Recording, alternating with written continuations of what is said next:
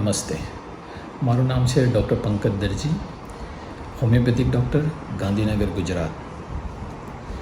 હમણાં વાતાવરણને લઈને આપણે જોઈ રહ્યા છે કે વાયરલ ઇન્ફેક્શન બાળકોથી લઈને મોટાઓને બધાને અત્યારે ભરડામાં લઈ રહ્યું છે. ત્યારે ખાસ સાવચેતી એ રાખવાની છે કે બને ત્યાં સુધી પાણી છે એ ગરમ કરીને પીવું, પાણીનો મારો વધારે રાખવો, ઠંડુ, ગળ્યું, તીખું, તળેલું, મસાલાવાળું બને ત્યાં સુધી એવોઇડ કરવું, અને અમુક આયુર્વેદિક દવાઓ છે, સાથે સાથે હોમિયોપેથિક દવાઓ પ્રિકોશન તરીકે જો લેવામાં આવે તો પછી આ રીતે વાયરલ ઇન્ફેક્શનથી બચી શકાય છે. ખાસ કરીને અત્યારે આપણે જોઈએ છીએ કે ઘણા બધા દર્દીઓ ડેન્ગ્યુના લઈને અને ચિકનગુનિયા જેવી સિમ્ટમ્સના લઈને હેરાન થાય છે.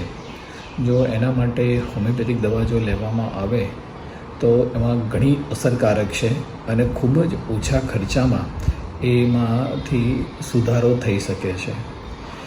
ચિકનગુનિયા અને ડેન્ગ્યુમાં સારામાં સારી વસ્તુ એ જ કરવાની છે કે જેટલું પાણી વધારે પીવાય, પાણીના સ્વરૂપમાં તમે નોર્મલ પાણી પી શકો, લીંબુ શરબત, નારિયેળનું પાણી છે, દાડમનો રસ છે, નારંગીનો રસ છે, દહીં, છાશ છે, મોળા, તો આ બધું જેટલું લિક્વિડ્સ તમે વધારે લેશો એટલા સિમ્ટમ્સમાં જલ્દી સુધારો થશે.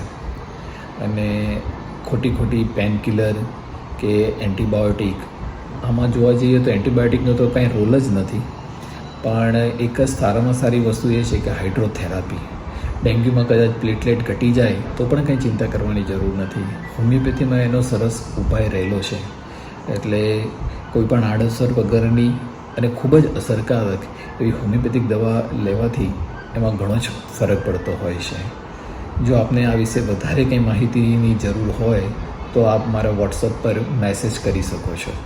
થેન્ક યુ અને જય સ્વામિનારાયણ.